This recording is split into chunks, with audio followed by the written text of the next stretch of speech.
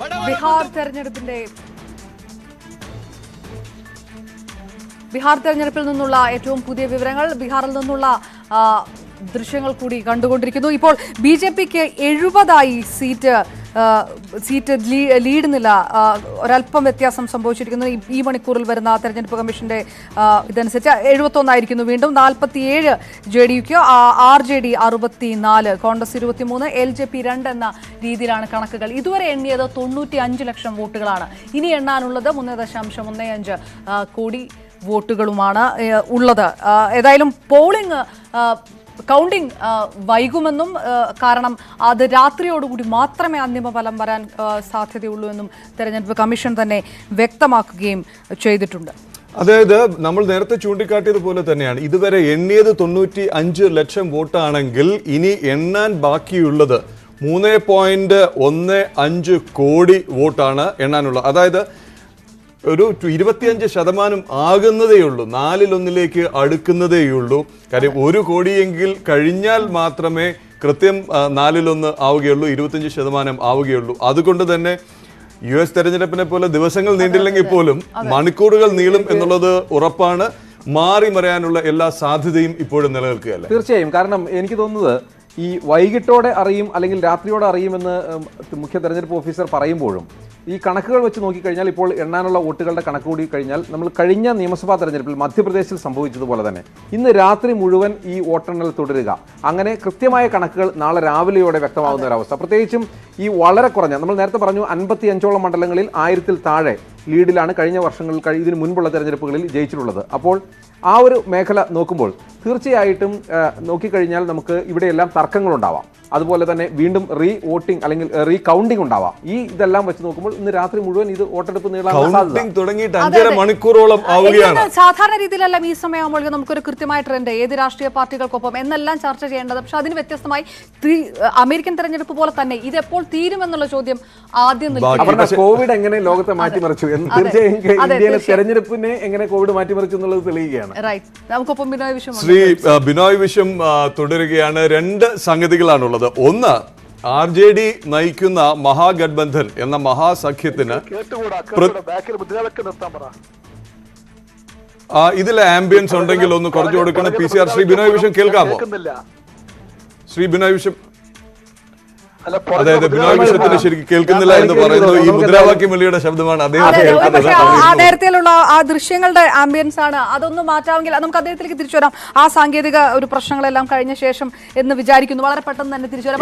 ഇടത് മുന്നണിയുടെ പെർഫോമൻസ് അല്ലെങ്കിൽ ഇടത് കക്ഷികളുടെ ഒരു പെർഫോമൻസ് ആണ് ഒരു പക്ഷേ അദ്ദേഹത്തോട് ചോദിക്കേണ്ടിയിരിക്കുന്ന കാര്യം. ഈ 30 സീറ്റ് സതീഷ് നേരത്തെ പറഞ്ഞല്ലോ, 30 സീറ്റ് ആവശ്യപ്പെട്ട CPI-ML 19 സീറ്റ് മാത്രമാണ് നൽകിയത്. CPI-ക്ക് 6, CPM-ന് 4 സീറ്റ് നൽകി. അവരെല്ലാം ഒന്നാം തരം പെർഫോമൻസ് നടത്തുകയും ചെയ്തു. 70 സീറ്റ്, 42 സീറ്റിൽ മുൻ തെരഞ്ഞെടുപ്പിൽ മത്സരിച്ച കോൺഗ്രസിന് 70 സീറ്റ് നൽകി. ദേശീയ കക്ഷിയെന്നോ ഒരുപക്ഷെ രാഹുൽ ഗാന്ധിയുടെ വ്യക്തിപരമായ ഒരു സ്വാധീനം കൊണ്ട് എന്തായാലും തേജസ്വി യാദവ് എന്ന് പറയുന്ന RJD-യുടെ യുവ നേതാവ്, പുതിയ നേതാവ് കോൺഗ്രസിന് വെച്ച് നീട്ടിയത് 70 സീറ്റാണ്. പക്ഷേ അവർ കഴിഞ്ഞ തവണത്തെ അവസ്ഥയിൽ നിന്ന് പിന്നിലേക്ക് പോകുന്ന കാഴ്ചയാണ് ഇപ്പോൾ കാണുന്നത്. തേജസ്വി യാദവിന്റെ പരിചയക്കുറവ് കൂടി ഇതിൽ ഉണ്ടോ? കാര്യം പലപ്പോഴും ഈ കോൺഗ്രസ് ഒന്നാമത്തെ കക്ഷി അല്ലാത്ത സംസ്ഥാനങ്ങളിൽ മുന്നിൽ നിൽക്കുന്ന പ്രാദേശിക കക്ഷി വളരെ വാശിയോടെ വിലപേശി അവർ അർഹിക്കുന്ന സീറ്റ് മാത്രമേ നൽകൂ. ഇക്കാര്യത്തിൽ തേജസ്വി യാദവിന് ഒരു പാളിച്ച പറ്റി എന്ന് പറയാനാകുമോ? എനിക്ക് തോന്നുന്നത് ഈ കഴിഞ്ഞ തെരഞ്ഞെടുപ്പിൽ ഈ മഹാസഖ്യം ഉണ്ടായപ്പോൾ അവിടെ JDU കൂടി ഉണ്ടായിരുന്നു. അതുകൊണ്ട് തന്നെ ആ JDU ഇത്തവണ ഇല്ലാതായതോടുകൂടി ആ JDU-ന്റെ സീറ്റുകൾ കൂടി പങ്കിട്ടെടുക്കുന്ന ഒരു അവസ്ഥയുണ്ടായി. അപ്പോൾ തീർച്ചയായും അന്ന് ഇടത് പാർട്ടികൾ ആ ചിത്രത്തിൽ വലിയ കക്ഷിയല്ല, RJD-യും കോൺഗ്രസുമാണ്. അതുകൊണ്ട് കോൺഗ്രസിന്റെ അവകാശവാദം 41 സീറ്റ് ഉണ്ടായിരുന്ന കോൺഗ്രസ് ഇത്തവണ 70 സീറ്റ് ആവശ്യപ്പെട്ടപ്പോൾ അത് 70 സീറ്റുകൾ നൽകി അങ്ങനെ മത്സരിപ്പിക്കുന്ന ഒരവസ്ഥയുണ്ടായി. പക്ഷേ നമ്മൾ കണക്കാക്കേണ്ടത് കഴിഞ്ഞ തവണ 41 സീറ്റിൽ മത്സരിച്ച കോൺഗ്രസിന് 27 സീറ്റോളം നേടി വലിയ ഒരു സ്വാധീനവും വലിയ കൃത്യമായിട്ട് അവരുടെ സീറ്റുകളെല്ലാം അവർക്ക് വിജയിക്കാനായി. അത് പ്രതീക്ഷിച്ചുകൊണ്ടായിരിക്കാം ഒരുപക്ഷെ തേജസ്വി യാദവ് RJD ഇങ്ങനൊരു തീരുമാനമെടുത്തത്. എങ്കിൽ പോലും നമ്മൾ മനസ്സിലാക്കേണ്ടത് ഈ കോൺഗ്രസ് മത്സരിക്കുന്ന മേഖലകൾ പലതും ന്യൂനപക്ഷ മേഖലകളായിരുന്നു. അവിടെ ഈ വോട്ടുകൾ, മതേതര വോട്ടുകളെന്ന് മഹാസഖ്യം അവകാശപ്പെടുന്ന, മതേതര സ്ഥാനാർത്ഥികളെന്ന് അവകാശപ്പെടുന്ന ആ സ്ഥാനാർത്ഥികൾക്ക് കിട്ടാമായിരുന്ന വോട്ടുകൾ ഒരുപക്ഷെ ഭിന്നിച്ചു പോയിട്ടുണ്ടാകാം. അടക്കമുള്ള BSP ഒക്കെ ചുരുക്കി പറഞ്ഞാൽ അവർ മത്സരിച്ചതിലൂടെ NDAക്കും BJPക്കും വലിയൊരു സഹായം ചെയ്തു എന്ന് വേണമെങ്കിൽ കരുതാം. കാര്യം ഈ നമ്മുടെ ഈ മാജിക് വാളിൽ വന്നതിൽ ഒന്ന് മുസ്ലിം ഡോമിനേറ്റഡ് ഏരിയ എന്ന് പറയുന്ന മുസ്ലിം ഭൂരിപക്ഷ പ്രദേശങ്ങളിൽ നേട്ടമുണ്ടാക്കിയിരിക്കുന്നത് BJPയും മുസ്ലിം വോട്ടുകൾ കോൺഗ്രസിലേക്ക് പോകുമെന്നുള്ളൊരു ധാരണ കൂടിയാണ് ഇത്തവണത്തെ ഒരു തെരഞ്ഞെടുപ്പിൽ അതങ്ങ് മാറി, അത് ഭിന്നിച്ചു. അതെ, അത് ഭിന്നിച്ചു എന്ന് പറയുമ്പോൾ കഴിഞ്ഞ തവണ നമ്മൾ നോക്കേണ്ടത് ഈ മേഖലകളിലൊക്കെ ഈ മഹാസഖ്യം കഴിഞ്ഞ തവണ ഈ ന്യൂനപക്ഷ മേഖലകളിൽ വലിയ മുന്നേറ്റം ഉണ്ടാക്കിയതിന് ഒരു പ്രധാന കാരണം അവരുടെ എല്ലാ ഓപ്ഷൻസും ഒരു സ്ഥലത്തായിരുന്നു. നിതീഷ് കുമാറും അതുപോലെ തന്നെ ലാലു പ്രസാദിന്റെ RJDയും കോൺഗ്രസും അവർ എല്ലാം ചേർന്ന ഒരു മഹാസഖ്യം. അതായത് അതിന് മറ്റൊരു ഓപ്ഷൻ ഇല്ലായിരുന്നു. ഈ സമയത്ത് അവർക്ക് ഓപ്ഷൻസ് ഒത്തിരി, ഈ ന്യൂനപക്ഷ വിഭാഗങ്ങൾക്ക് ഒത്തിരി ഓപ്ഷൻസ് ഉണ്ടായി. ഒന്ന് JDUവിനൊപ്പം തന്നെ വേണമെങ്കിൽ വോട്ട് ചെയ്യാം, അല്ലെങ്കിൽ RJDയും കോൺഗ്രസും ചേർന്ന മഹാസഖ്യത്തിന് വോട്ട് ചെയ്യാം. മറ്റൊന്ന് OYCയുടെ പാർട്ടിക്ക് വോട്ട് ചെയ്യാം. ഇനി മായാവതിയുടെ ദളിത് വിഭാഗങ്ങൾ മായാവതിയുടെ BSPക്കും വോട്ട് ചെയ്തിട്ടുണ്ടാവാം. ഇങ്ങനെ ഓപ്ഷൻസ് കൂടിയ സമയത്ത് സ്വാഭാവികമായിട്ടും ഈ മഹാസഖ്യത്തിന്റെ വോട്ടുകളിൽ വലിയ ഒരു പിളർപ്പോ അല്ലെങ്കിൽ ഭിന്നിപ്പുണ്ടായി. ബിനോയ് വിശ്വം ചേരുന്നു. ശ്രീ ബിനോയ് വിശ്വം കേൾക്കാമെങ്കിൽ ഞങ്ങൾ ഇവിടെ ചർച്ച ചെയ്ത ഒരു സംഗതി, ഇടതു കക്ഷികൾ മത്സരിച്ച സീറ്റുകൾ സാമാന്യം നല്ല പ്രകടനമാണ് കാഴ്ചവെച്ചിരിക്കുന്നത്. നേരത്തെ പറഞ്ഞതുപോലെ തന്നെ CPI-ML 14 സീറ്റിൽ മുന്നിട്ട് നിൽക്കുകയാണ്, CPI 3 സീറ്റിൽ മുന്നിട്ട് നിൽക്കുന്നു, CPI-M 4 സീറ്റിൽ മുന്നിട്ട് നിൽക്കുന്നു. അതേസമയം 70 സീറ്റിൽ മത്സരിച്ച കോൺഗ്രസ് കഴിഞ്ഞ തവണ നേടിയ അതേ വോട്ടുകൾ നേടാനാവാത്ത, അല്ലെങ്കിൽ അത്രയും സീറ്റുകൾ പോലും നേടാനാവാത്ത അവസ്ഥയിലും ആണ് ഉള്ളത്. ഇതിൽ ഒരു പ്ലാനിങ്ങിൽ, ആസൂത്രണത്തിൽ ഒരു പിഴവുണ്ടായോ, സീറ്റ് വിഭജനത്തിൽ അടക്കം?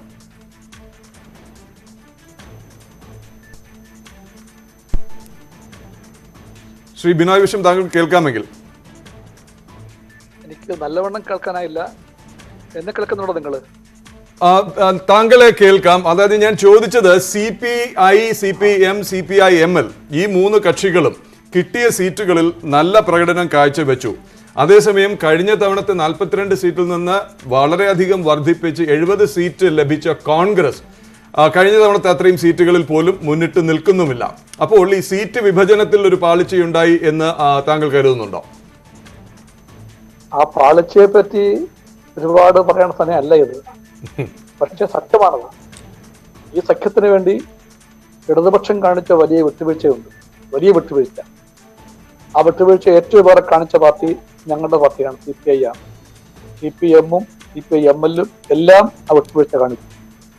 പക്ഷെ എന്നിട്ടും ഈ സഖ്യത്തിന് വേണ്ടി BJPയെ എങ്ങനെയെങ്കിലും പരാജയപ്പെടുത്താൻ വേണ്ടിയുള്ള ഈ രാഷ്ട്രീയ പോരാട്ടത്തിന്റെ അർത്ഥം പൂർണ്ണമായി ഉൾക്കൊണ്ടുകൊണ്ട് ഇടതുപക്ഷം കാണിച്ച രാഷ്ട്രീയ ബോധത്തിന്, വിട്ടുവീഴ്ച മനോഭാവത്തിന്റെ മുമ്പിൽ മറ്റു പല പാർട്ടികൾക്കും അത്രയും വലിയ ഉയർന്ന രാഷ്ട്രീയ ബോധം കാണിക്കാനായില്ല. ആരാണ് ശരിയെന്ന് തെളിയിക്കുന്നുണ്ട് ഈ ഇലക്ഷന്റെ ഫലം.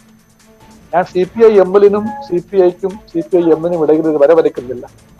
ഇടതുപക്ഷം അത് ഈ ഇലക്ഷന്റെ എല്ലാ അർത്ഥവും പൂർണ്ണമായും ഉൾക്കൊണ്ടുകൊണ്ട് ജനങ്ങൾക്ക് വേണ്ടി, പാവങ്ങൾക്ക് വേണ്ടി, മതേതര മൂല്യങ്ങൾക്ക് വേണ്ടി ഒരു വിട്ടുവീഴ്ചയും കൂടാതെ ഏറ്റവും ശക്തമായും ഭാവനാപൂർണമായും നിലക്കൊണ്ട രാഷ്ട്രീയ ചേരിയാണെന്ന് ബീഹാർ വിളിച്ചറിയിക്കുകയാണ്. ഇപ്പോഴത്തെ സാഹചര്യം അനുസരിച്ച് ഒരു ചെറിയ കാര്യം ഒന്ന് ചൂണ്ടിക്കാട്ടിക്കോട്ടെ. ബ്രേക്കിംഗ് ന്യൂസ് വരികയാണ്. ഇപ്പോൾ ഇടതുപക്ഷത്തിനും 21 സീറ്റ്, കോൺഗ്രസിനും 21 സീറ്റ്. 21 സീറ്റിൽ വീതം ഇടതുപക്ഷം ഒന്നാകെ താങ്കൾ പറഞ്ഞ പോലെ 3നെയും കൂടി കൂട്ടിക്കഴിഞ്ഞാൽ 21 സീറ്റിൽ മുന്നിട്ട് നിൽക്കുന്നു. കോൺഗ്രസും 21 സീറ്റിൽ മാത്രമാണ് മുന്നിട്ട് നിൽക്കുന്നത്. താങ്കൾ പറഞ്ഞതിന് അടിവരയിടുന്ന ഫലം അല്ലെങ്കിൽ ഫലസൂചനയാണ് ഇപ്പോൾ വരുന്നത്. ചെറിയ അർത്ഥമല്ല ഉള്ളത്. ഇന്ത്യൻ രാഷ്ട്രീയത്തിന്റെ പുത്തൻ യാഥാർത്ഥ്യമാണത്.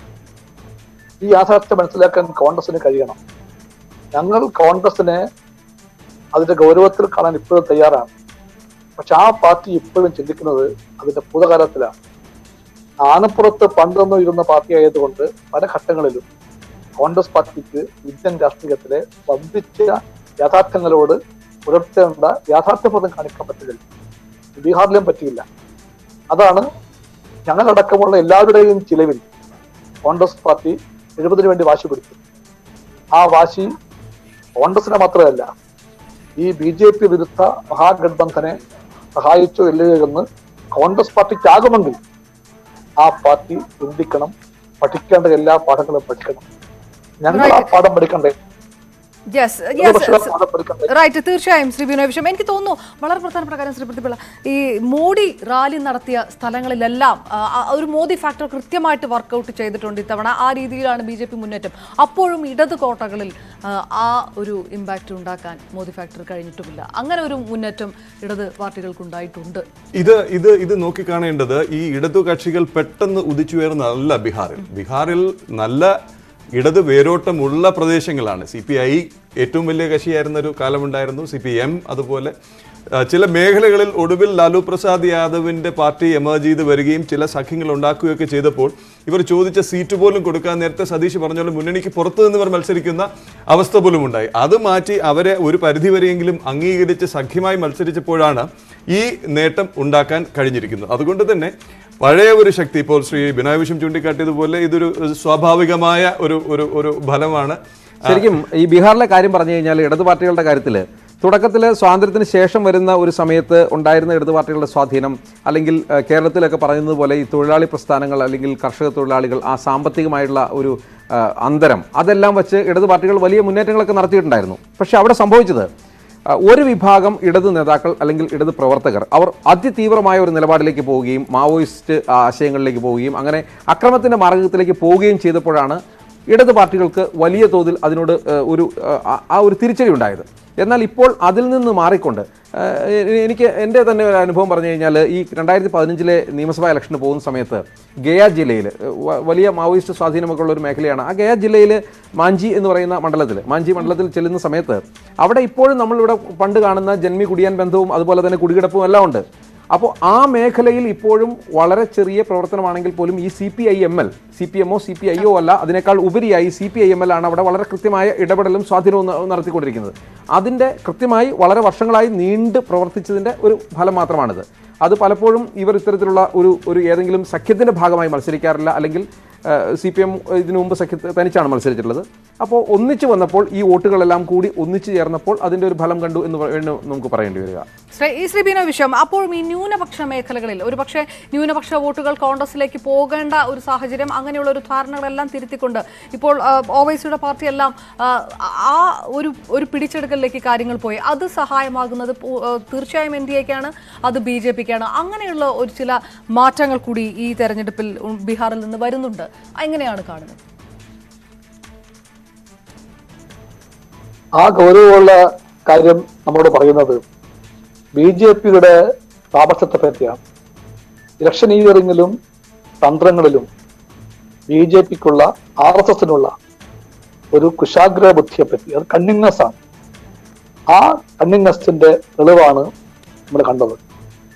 തീവ്രവാദപരമായിട്ടുള്ള മുസ്ലിം രാഷ്ട്രീയം പറയുന്ന ഒവൈസിയുടെ പാർട്ടി SDPI, ഈ രണ്ട് പാർട്ടികളും രണ്ട് സെക്ഷനുകളിലായി സഹായിച്ചത് വാസ്തവത്തിൽ BJPയെ തന്നെയാണ്. ഉറപ്പായിട്ടും BJP വിരുദ്ധ രാഷ്ട്രീയ ചേരിയായ മഹാഗഠബന്ധന്റെ വ്യക്തിയിലേക്ക് വീഴേണ്ട ന്യൂനപക്ഷ വോട്ടുകളിലെ നിശ്ചിത ഭാഗത്തെ, കൃത്യകണക്ക് എനിക്ക് അറിയില്ല, നിശ്ചിത ഭാഗത്തെ ഈ പട്ടികയിൽ വീഴാതെ ചിതറിപ്പോകാൻ വേണ്ടി BJP ഒരുക്കിയ കെണിയിൽ അറിയാതെയല്ല അറിഞ്ഞുകൊണ്ട് വീഴുന്ന ഈ തീവ്രവാദ മുസ്ലിം രാഷ്ട്രീയത്തിന്റെ ഏറ്റവും തെറ്റായ ശൈലി നമ്മളത് കാണുകയാണ്. ഒരു പാഠം എന്താണ്? തീവ്ര ഹിന്ദുത്വവും തീവ്ര ഇസ്ലാമിസവും രണ്ടും കൈകോർത്ത് പിടിക്കേണ്ട വേളയിൽ രഹസ്യമായിട്ടല്ല, രഹസ്യമായിട്ട് കൈകോർത്ത് പിടിക്കാൻ യാതൊരു മടിയും കാണിക്കാത്ത രാഷ്ട്രീയം കൈയാളുന്നവരാണെന്ന കാര്യം നമ്മൾ കാണുകയാണ്. അതിന്റെ തിരിച്ചടി ഉണ്ടാകുന്നത് എപ്പോഴും ഇന്ത്യയുടെ ഭാവിക്ക് അനിവാര്യമായ മതേതര ശക്തികൾക്ക് തന്നെയാണെന്ന് തെളിയുകയാണ്. അതുകൊണ്ട് ന്യൂനപക്ഷങ്ങൾക്കിടയിൽ ആ ബോധം നല്ലവണ്ണം വേരോടിക്കാനുള്ള കാലമായിരിക്കും. വേരോടിപ്പിക്കാൻ എല്ലാവരും സെക്യുലർ മൂല്യത്തിന് വേണ്ടി നിൽക്കുന്ന എല്ലാ പാർട്ടികളും ഇടതുപക്ഷ പടക്കം വഹിക്കേണ്ട പങ്ക് വഹിക്കണം. തീർച്ചയായും ബിനോയ് വിശ്വം. എന്തായാലും ഏറ്റവും പുതിയ കണക്കുകളിലേക്ക് നമുക്ക് ഒന്നുകൂടെ വിടാം. 126 NDA, 105 RJD സഖ്യം, RJD കോൺഗ്രസ് സഖ്യം, മഹാസഖ്യത്തിൻ്റെത് വരുന്നു. പാർട്ടികൾ JDU ഇപ്പോഴും BJPക്ക് ഒരു മുൻതൂക്കം 73 സീറ്റായി BJP ഉയർന്നിരിക്കുന്നു. അപ്പോൾ തന്നെയും നമ്മൾ വളരെ വിശദമായി കാണിക്കുന്ന ഒരു ഫിഗർ ഉള്ളത് 49 സീറ്റിലെ ലീഡ് എന്ന് പറയുന്നത് 1000-ൽ താഴെ മാത്രമാണ്. നമുക്കൊന്ന് മധ്യപ്രദേശ് ഒന്ന് നോക്കി തിരികെ വരാം. സതീഷ്, വളരെ രസകരമായ ഫലമാണ് മധ്യപ്രദേശിൽ നിന്ന് വരുന്നത്. 2 ഘട്ടം ഘട്ടമായി 25 MLA-മാർ കോൺഗ്രസിൽ നിന്ന് രാജിവെച്ച് BJP-യിൽ ചേർന്നു. 3 പേർ മരിച്ചു. 28 സീറ്റിലേക്ക് ഉപതെരഞ്ഞെടുപ്പ് നടന്നു. അതിൽ 20 സീറ്റ്, അതായത് ജ്യോതിരാദിത്യ സിന്ധ്യയോടൊപ്പം മറുവശത്തേക്ക് പോയ BJP-യിലേക്ക് പോയ 20 പേർ ഇപ്പോൾ മുന്നിട്ട് നിൽക്കുന്നു. 7 പേർ മാത്രമാണ് കോൺഗ്രസിൽ നിന്ന് മുന്നിട്ട് നിൽക്കുന്നത്. അപ്പോൾ ഇപ്പോഴത്തെ ഒരു കക്ഷിനില അനുസരിച്ച് 9 MLA-മാർ കൂടിയായിരുന്നു BJP-ക്ക് വേണ്ടിയിരുന്നത് കേവല ഭൂരിപക്ഷം ഉറപ്പിക്കാൻ. 230 അംഗ സഭയിൽ 116 വേണമായിരുന്നു, ഇപ്പോൾ 107 ഉണ്ട്. ആ 9-ന് പകരം 20 കിട്ടിയതോടുകൂടി അവിടുത്തെ ഭരണ സ്ഥിരത ഉറപ്പാക്കിയിരിക്കുന്നു. വ്യക്തമായ ഭൂരിപക്ഷവും ഉറപ്പാക്കുന്ന നിലയല്ലേ മധ്യപ്രദേശിൽ കാണുന്നത്? തീർച്ചയായും വളരെ രസകരമായിട്ടുള്ള ഒരു കാര്യം, മധ്യപ്രദേശിൽ ശരിക്കും BJP-യും കോൺഗ്രസും തമ്മിലായിരുന്നില്ല മത്സരം. അവിടെ ജ്യോതിരാദിത്യ സിന്ധ്യയും കമൽനാഥും തമ്മിലായിരുന്നു. അവരുടെ മത്സരം നേർക്കുനേർ, ഒരു വ്യത്യാസമില്ല, നേർക്കുനേർ മത്സരം. കാരണം ഈ കോൺഗ്രസിൽ നിന്ന് പോയി 25 MLA-മാരും അത് ജ്യോതിരാദിത്യ സിന്ധ്യയോട് ചേർന്ന് നിൽക്കുന്ന ജ്യോതിരാദിത്യ സിന്ധ്യയുടെ അനുയായികളായ കോൺഗ്രസ് MLA-മാരായിരുന്നു. അവർ 25 പേർ പോയപ്പോൾ അവർക്ക് പകരം അവിടെ അവർ രാജിവെച്ചു. അവിടെ തെരഞ്ഞെടുപ്പ് വരുന്നു. അപ്പോൾ ആ ജ്യോതിരാദിത്യ സിന്ധ്യയുടെ ബലത്തിലാണ് ആ സീറ്റുകളിൽ ജയിച്ചിരുന്നത് എന്ന് തെളിയിക്കേണ്ടത് സിന്ധ്യയുടെ ആവശ്യം. അതേസമയത്തല്ല കോൺഗ്രസിന്റെ സീറ്റുകളാണ് അത് എന്ന് തെളിയിക്കേണ്ടത് കമൽനാഥിന്റെ ആവശ്യം. അപ്പോൾ ആ മത്സരത്തിൽ ഇപ്പോൾ കൃത്യമായും 20 സീറ്റുകളിൽ BJP മുന്നിട്ട് നിൽക്കുമ്പോൾ അത് ജ്യോതിരാദിത്യ സിന്ധ്യ തന്നെയാണ് അവിടുത്തെ ഫാക്ടർ എന്ന് തെളിയുകയാണ്. അതിനൊപ്പം മറ്റൊരു കാര്യം കൂടിയുണ്ട്. ഈ 2 പേരും തമ്മിലുള്ള പരസ്പര പോര് ഇതിനു മുൻപ് കോൺഗ്രസിൽ വെച്ചും തുടങ്ങിയതാണ്. ജ്യോതിരാദിത്യ സിന്ധ്യയെ അംഗീകരിക്കാൻ കമൽനാഥ് തയ്യാറായില്ല എന്നുള്ളത് തന്നെയാണ് ജ്യോതിരാദിത്യ സിന്ധ്യ പുറത്തു പോകാൻ കാരണം.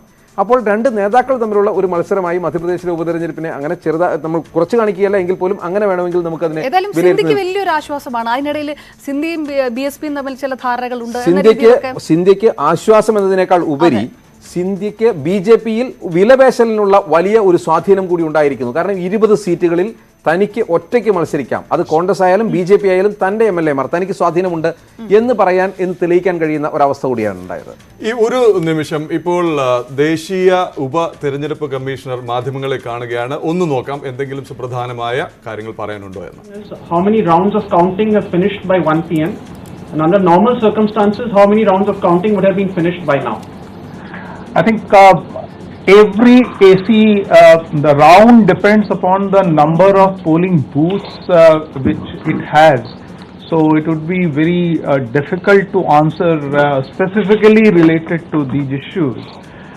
Also, on an average kind of situation, it depends. When you start counting early and then when you go in the motion, then again the time variation may happen, kind of thing. So it's a very difficult to put a specific number to this kind of situation.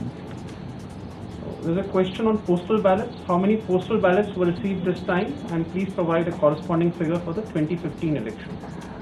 I can share one particular input related to postal ballot, that as per law, all postal ballots received till 8 AM today on the day of counting are to be taken up for counting. So it means the postal ballots received at the counting center till 8 o'clock in the morning today, it needs to be taken up for counting. So the data related to that would be available at the level of concerned returning officer at present. I can only add that for service voters about 1.6 lakh ballots were dispatched, and the data, I think, as Mr. Chandrabhushan has said, is to be collated, but about 50,000, more than 50,000 service voters